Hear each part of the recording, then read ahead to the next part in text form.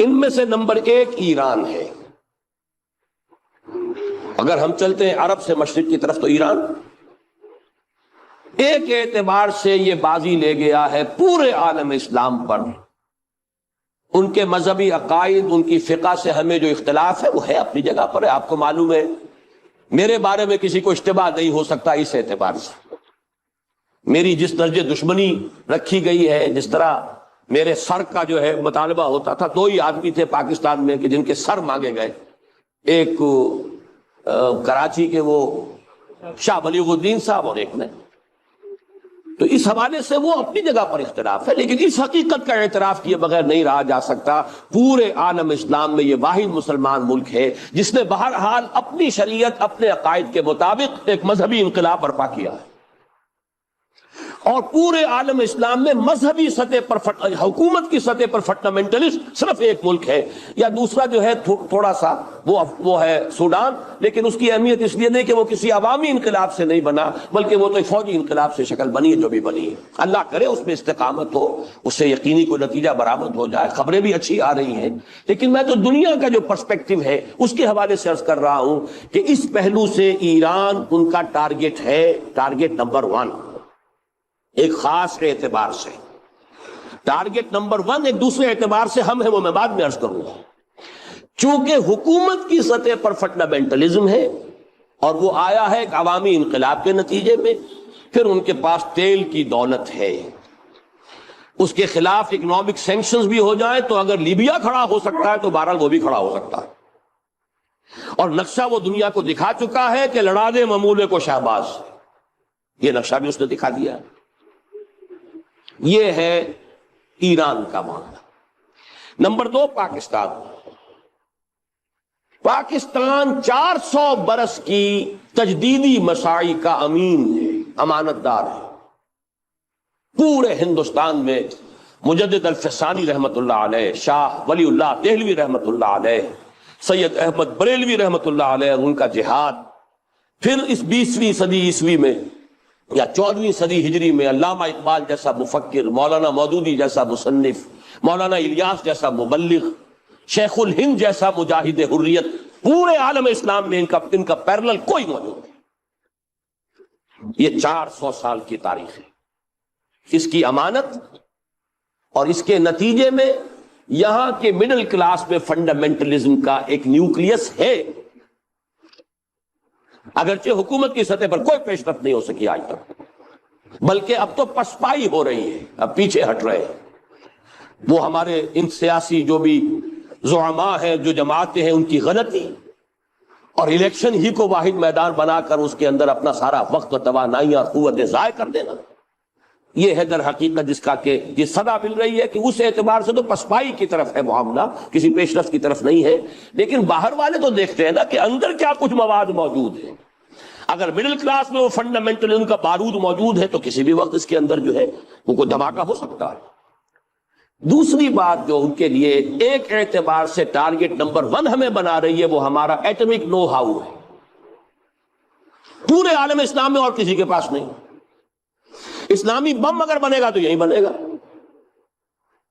یہ ہے مختلف اسباب جس کے بنا پر ایران اور پاکستان کو آپ بریکٹ کر لیجئے، یہ اس نیو ورلڈ آرڈر یا آج کی میری گفتگو کے حوالے سے یہودی اور عیسائی گٹھ جوڑ کا جو ٹارگٹ نمبر 1 ہے، ایک اعتبار سے ایران ہے، ایک اعتبار سے پاکستان۔ ان میں سے نمبر 1 ایران ہے۔ اگر ہم چلتے ہیں عرب سے مشرق کی طرف تو ایران ایک اعتبار سے یہ بازی لے گیا ہے پورے عالم اسلام پر۔ ان کے مذہبی عقائد، ان کی فقہ سے ہمیں جو اختلاف ہے وہ ہے اپنی جگہ پر ہے۔ آپ کو معلوم ہے میرے بارے میں کسی کو اشتباہ نہیں ہو سکتا اس اعتبار سے۔ میری جس درجے دشمنی رکھی گئی ہے، جس طرح میرے سر کا جو ہے مطالبہ ہوتا تھا، 2 ہی آدمی تھے پاکستان میں کہ جن کے سر مانگے گئے، ایک کراچی کے وہ شاہ بلیغ الدین صاحب اور ایک نے۔ تو اس حوالے سے وہ اپنی جگہ پر اختلاف ہے، لیکن اس حقیقت کا اعتراف کیے بغیر نہیں رہا جا سکتا پورے عالم اسلام میں یہ واحد مسلمان ملک ہے جس نے بہرحال اپنی شریعت، اپنے عقائد کے مطابق ایک مذہبی انقلاب برپا کیا ہے۔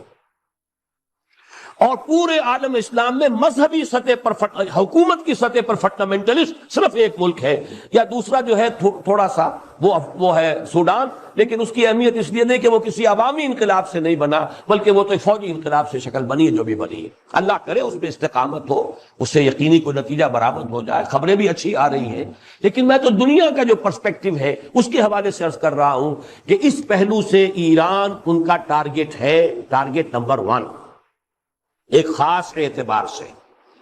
ٹارگٹ نمبر 1 ایک دوسرے اعتبار سے ہم ہیں، وہ میں بعد میں عرض کروں گا۔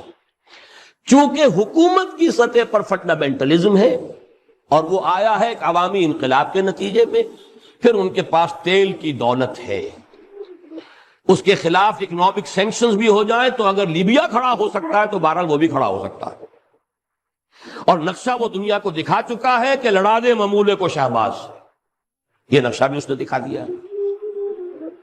یہ ہے ایران کا معاملہ۔ نمبر 2 پاکستان۔ پاکستان 400 برس کی تجدیدی مساعی کا امین ہے، امانت دار ہے۔ پورے ہندوستان میں مجدد الفسانی رحمت اللہ علیہ، شاہ ولی اللہ دہلوی رحمت اللہ علیہ، سید احمد بریلوی رحمت اللہ علیہ، ان کا جہاد، پھر اس 20ویں صدی عیسوی میں یا 14ویں صدی ہجری میں علامہ اقبال جیسا مفکر، مولانا مودودی جیسا مصنف، مولانا الیاس جیسا مبلغ، شیخ الہند جیسا مجاہد حریت، پورے عالم اسلام میں ان کا پیرلل کوئی موجود نہیں۔ یہ 400 سال کی تاریخ ہے، اس کی امانت، اور اس کے نتیجے میں یہاں کے مڈل کلاس میں فنڈامنٹلزم کا ایک نیوکلیس ہے، اگرچہ حکومت کی سطح پر کوئی پیش رفت نہیں ہو سکی آج تک، بلکہ اب تو پسپائی ہو رہی ہے، اب پیچھے ہٹ رہے ہیں۔ وہ ہمارے ان سیاسی جو بھی زعماء ہیں، جو جماعتیں ہیں، ان کی غلطی اور الیکشن ہی کو واحد میدان بنا کر اس کے اندر اپنا سارا وقت اور توانائیاں اور قوتیں ضائع کر دینا، یہ ہے در حقیقت جس کا کہ یہ صدا مل رہی ہے کہ اس اعتبار سے تو پسپائی کی طرف ہے معاملہ، کسی پیش رفت کی طرف نہیں ہے۔ لیکن باہر والے تو دیکھتے ہیں نا کہ اندر کیا کچھ مواد موجود ہے۔ اگر مڈل کلاس میں وہ فنڈامنٹلزم کا بارود موجود ہے تو کسی بھی وقت اس کے اندر جو ہے وہ کوئی دھماکہ ہو سکتا ہے۔ دوسری بات جو ان کے لیے ایک اعتبار سے ٹارگٹ نمبر 1 ہمیں بنا رہی ہے، وہ ہمارا ایٹمک نو ہاؤ ہے۔ پورے عالم اسلام میں اور کسی کے پاس نہیں۔ اسلامی بم اگر بنے گا تو یہی بنے گا۔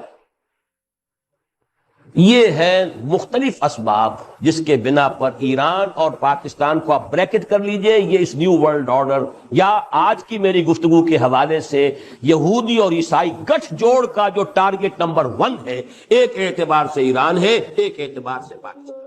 Like and subscribe for more videos.